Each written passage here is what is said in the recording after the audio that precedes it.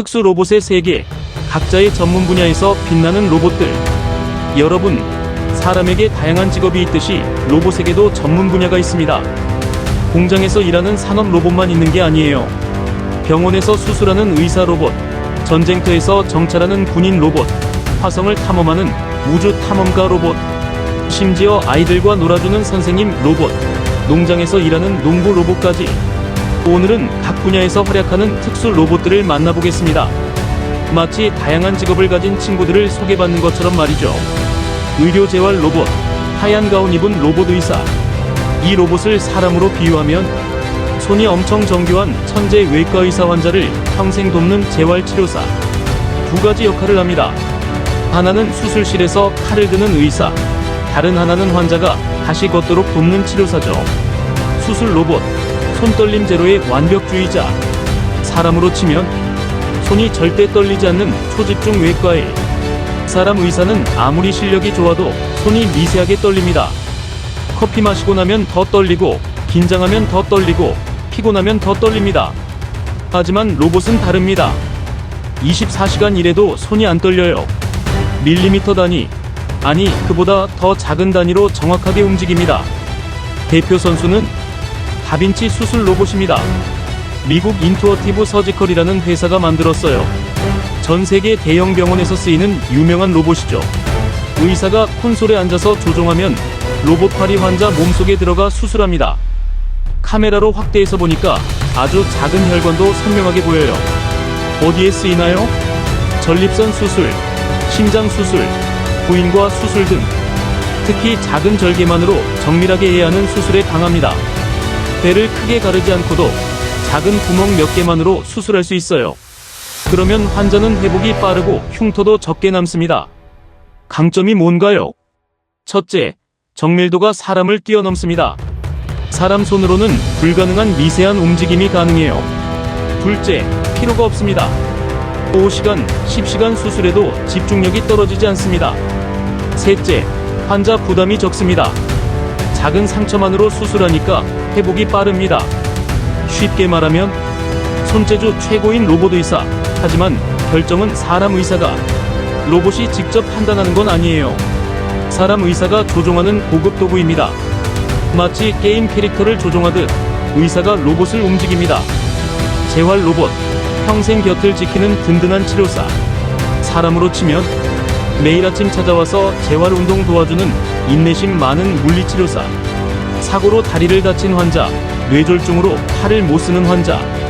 이런 분들이 다시 걷고 다시 움직일 수 있도록 돕는 게 재활 로봇입니다. 대표 선수는 외골격 로봇, 엑소스켈레톤입니다. REWALK 로보틱스 같은 회사가 만들어요. 환자가 입는 로봇이라고 생각하면 됩니다. 다리에 기계를 착용하면 로봇이 다리를 대신 움직여줍니다. 하반신 마비 환자도 이 로봇을 입으면 걸을 수 있어요. 어디에 쓰이나요? 척수 손상 환자, 뇌졸중 환자, 교통사고로 다친 환자. 다시 걷는 연습을 할 때 씁니다. 병원 재활치료실에서도 쓰고 집에서도 쓸 수 있어요. 강점이 뭔가요? 첫째, 포기하지 않고 계속 도와줍니다. 재활 운동은 지루하고 힘듭니다.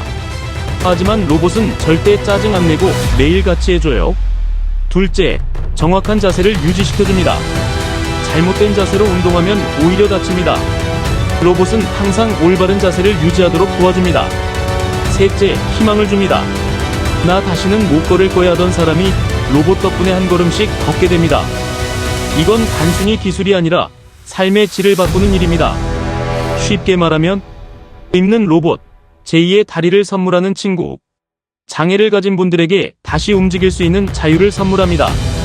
정형외과 로봇, 뼈 수술의 달인. 사람으로 치면 뼈를 깎고 인공관절을 정확히 끼워 넣는 정밀 목수. 무릎이나 엉덩이 관절이 망가지면 인공관절로 교체합니다. 이때 정확한 위치에 정확한 각도로 끼워야 해요. 조금만 틀어지면 평생 불편하게 살 수 있거든요. 대표 선수는 스트라이커 마코입니다. 무릎 관절, 엉덩이 관절 수술 전문 로봇이에요. CT로 환자 뼈를 미리 스캔하고 컴퓨터로 최적의 수술 계획을 짭니다. 그 다음 로봇이 정확히 그 계획대로 뼈를 깎고 인공관절을 끼워 넣습니다. 강점이 뭔가요? 오차가 거의 없습니다. 사람이 하면 12mm 정도 오차가 생길 수 있는데 로봇은 0.5mm 이하로 정확합니다. 그러면 수술 후 환자가 더 편하게 걸을 수 있어요. 쉽게 말하면 뼈 수술의 명작, 정확도 99.9%, 군사용 탐사 로봇, 위험한 곳에 용감한 정찰병. 이 로봇을 사람으로 비유하면 목숨 걸고 정찰 나가는 특수부대원 미지의 세계를 탐험하는 우주 비행사. 사람이 가면 죽을 수도 있는 곳에 대신 가는 로봇입니다. 군사 로봇, 전쟁터의 정찰병. 사람으로 치면 적진에 몰래 잠입하는 특수부대의 정찰병. 전쟁터는 위험합니다. 지뢰가 깔려있고 저격수가 숨어있고 폭탄이 터질 수 있는 곳이죠. 사람 군인이 가면 목숨을 잃을 수 있습니다. 이때 로봇이 먼저 갑니다. 어떤 일을 하나요? 첫째, 지뢰 제거. 지뢰가 묻힌 곳을 찾아서 제거합니다. 로봇이 터져도 사람은 안전합니다. 둘째, 정찰. 적군 진지를 몰래 촬영하고 정보를 본부에 보냅니다. 드론이 대표적이죠. 셋째, 폭발물 해체. 폭탄이 발견되면 로봇이 가서 안전하게 해체합니다. 대표 선수는 보스턴 다이나믹스의 로봇들, 스파스파트 같은 4발 로봇이 군사용으로 쓰입니다. 험한 지형도 걸어다니면서 정찰합니다. 군사용 드론, 락히드 마턴 같은 회사가 만드는 정찰 드론. 하늘에서 적을 감시하고 정보를 수집합니다. 강점이 뭔가요? 사람 목숨을 구합니다. 로봇이 대신 위험한 임무를 맡으니까 군인들이 더 안전해집니다. 윤리적 고민도 있습니다. 로봇이 무기를 들고 스스로 판단해서 공격하는 건 위험합니다. 그래서 대부분 군사 로봇은 사람이 원격 조종하거나 최종 결정은 사람이 합니다. 쉽게 말하면 사람 대신 위험 감수하는 용감한 로봇 병사. 탐사 로봇, 미지의 세계를 여는 우주 비행사. 사람으로 치면 화성에 혼자 남겨진 우주 비행사. 하지만 외롭지 않은 친구. 사람이 갈 수 없는 곳, 화성, 달, 심해. 이런 곳을 탐험하는 로봇입니다. 대표 선수는 NASA 화성 탐사 로봇, 큐리오시티, 퍼서비어런스 같은 이름을 가진 로봇들. 화성 표면을 돌아다니면서 돌을 분석하고 사진을 찍고 지구로 데이터를 보냅니다. 어떤 일을 하나요? 첫째, 탐사. 화성에 물이 있었는지 생명체가 살 수 있는 환경인지 조사합니다. 둘째, 샘플 채취. 화성 흙과 돌을 모아서 분석합니다. 언젠가 지구로 가져올 계획이에요. 셋째, 경로 개척. 미래의 사람이 화성에 가려면 어디가 안전한지 미리 조사합니다. 강점이 뭔가요? 첫째, 생존 걱정이 없습니다. 사람은 산소, 물, 음식이 필요하지만 로봇은 태양광 전지만 있으면 됩니다. 둘째, 오래 일할 수 있습니다. 화성 로봇은 몇 년씩 활동합니다. 큐리오시티는 2012년부터 지금까지 10년 넘게 일하고 있어요. 셋째, 위험 부담이 적습니다. 로봇이 고장나도 사람 목숨은 안 잃습니다. 쉽게 말하면 외로운 우주 탐험가, 하지만 인류의 눈과 손 역할. 우리가 직접 갈 수 없는 곳을 대신 가서 보고 느끼고 알려줍니다. 심해 탐사 로봇, 바닷속 잠수부. 사람으로 치면 깊은 바다 밑바닥까지 내려가는 프로 잠수부. 바다는 우주만큼 미지의 세계입니다. 수천 미터 아래는 압력이 너무 세서 사람이 못 내려갑니다. 이때 로봇이 대신 내려갑니다. 어떤 일을 하나요? 침몰한 배를 찾고 해저 지형을 조사하고 새로운 생물을 발견합니다. 해저 케이블이나 송유관을 점검하기도 해요. 쉽게 말하면 수심 5,000m도 거뜬한 철인 잠수부. 교육용 엔터테인먼트 로봇, 즐거운 선생님과 반려동물. 이 로봇을 사람으로 비유하면 아이들과 신나게 노는 유치원 선생님, 충성스러운 반려견. 일하는 로봇이 아니라 우리와 함께 놀고 배우는 로봇입니다.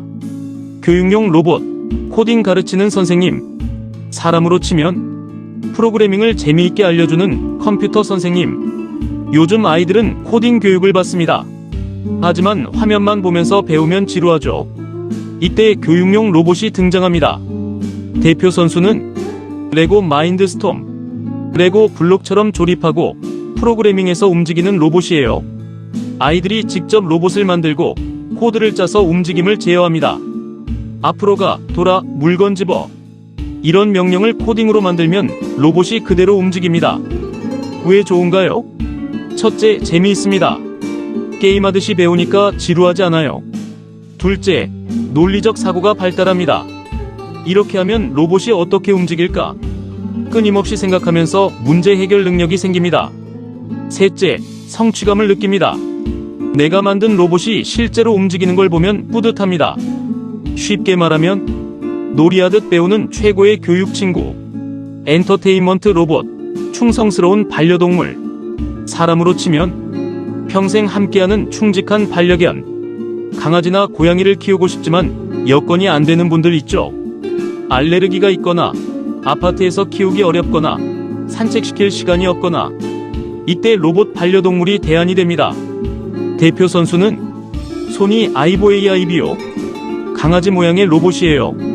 꼬리 흔들고 짖고 주인 목소리 알아듣고 공놀이도 합니다. 심지어 시간이 지나면서 주인 습관을 배워서 성격이 변합니다. 진짜 강아지처럼요. 왜 좋은가요?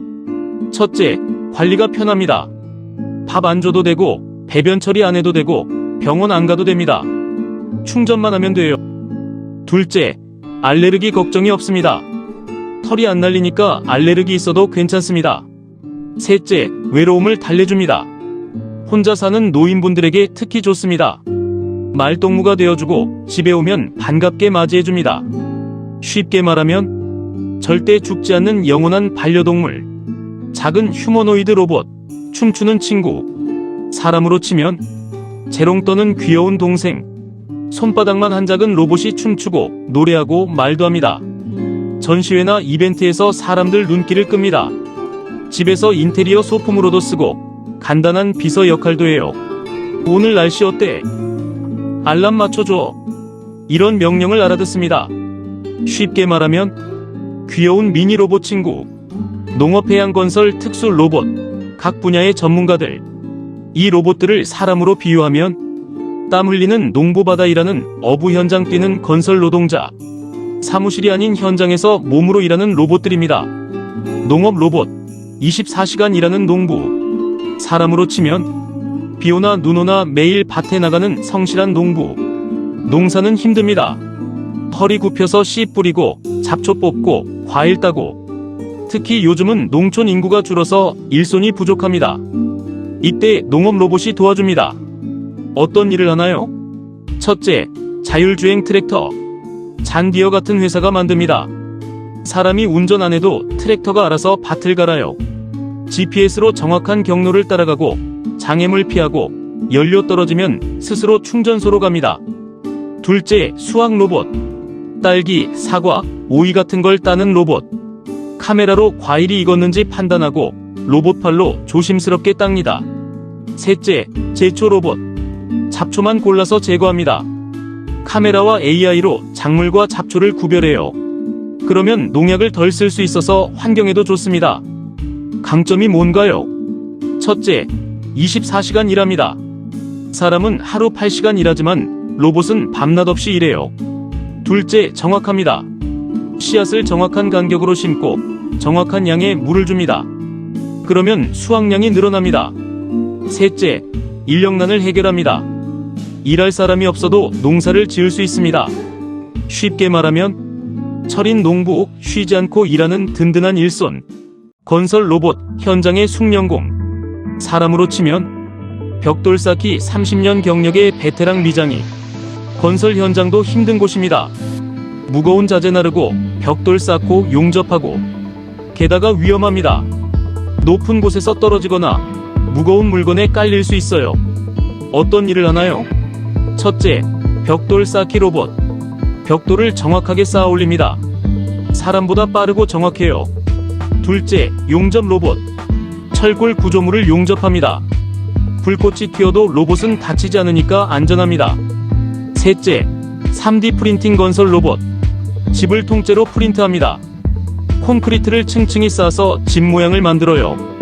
며칠 만에 집 한 채가 완성됩니다. 강점이 뭔가요? 공사 기간이 짧아지고 인건비가 줄어들고 안전사고가 줄어듭니다. 쉽게 말하면 로봇 미장이 빠르고 정확한 건설 전문가. 해양 로봇, 바닷속 일꾼. 사람으로 치면 물속에서 일하는 프로 잠수부 어부. 바닷속은 위험합니다. 압력이 세고 시야가 안 좋고 산소도 필요합니다. 사람이 오래 있기 힘든 곳이죠. 어떤 일을 하나요? 첫째, 수중 드론. DJI 같은 회사가 만듭니다. 바다 밑을 촬영하고 물고기 떼를 찾고 해저 지형을 조사합니다. 둘째, 해저 케이블 점검 로봇. 인터넷 해저 케이블이 끊어지면 통신이 마비됩니다. 로봇이 케이블을 점검하고 수리합니다. 셋째, 양식장 관리 로봇. 물고기 양식장에서 먹이 주고 수질 체크하고 병든 물고기 찾아냅니다. 강점이 뭔가요? 사람이 못 가는 깊은 바다에서 오래 일할 수 있습니다. 쉽게 말하면 바닷속 만능 일꾼. 정리 로봇의 직업 세계. 지금까지 다양한 특수 로봇들을 만나봤습니다. 병원에는 의사 로봇이 수술하고 환자를 재활시킵니다. 전쟁터에는 군인 로봇이 정찰하고 지뢰를 제거합니다. 화성에는 탐험가 로봇이 미지의 세계를 탐사합니다. 학교에는 선생님 로봇이 아이들과 놀면서 가르칩니다. 집에는 반려동물 로봇이 외로움을 달래줍니다. 밭에는 농부 로봇이 24시간 일합니다. 공사장에는 건설 로봇이 벽돌을 쌓습니다. 바다에는 잠수부 로봇이 깊은 곳을 탐험합니다. 사람에게 다양한 직업이 있듯 로봇에게도 각자의 전문 분야가 있습니다. 그리고 이 로봇들의 공통점은 뭘까요? 사람이 하기 힘들거나 위험하거나 반복적인 일을 대신한다. 로봇은 사람의 일자리를 빼앗는 게 아니라 사람이 더 안전하고 의미 있는 일에 집중할 수 있도록 돕습니다. 의사는 수술 집도에만 집중하고 군인은 전략 수립에 집중하고 농부는 농장 경영에 집중할 수 있게 되는 거죠. 10년 후에는 또 어떤 로봇들이 등장할까요? 요리사 로봇, 청소부 로봇, 택배 로봇, 소방관 로봇. 상상만 해도 흥미진진합니다. 로봇과 사람이 함께 일하는 미래, 이미 시작됐습니다. 감사합니다.